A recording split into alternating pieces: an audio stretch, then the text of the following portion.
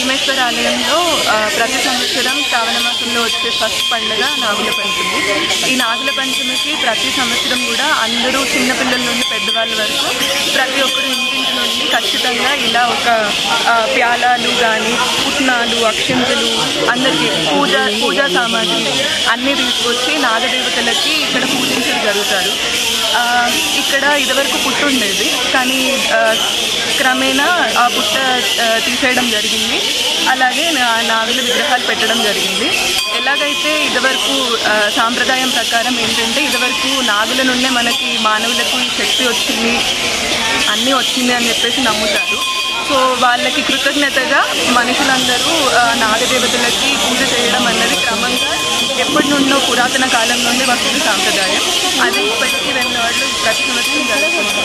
అలాగే ఇప్పటి నుండి శ్రావణ మాసం స్టార్ట్ అవుతుంది ఫస్ట్ పండుగ.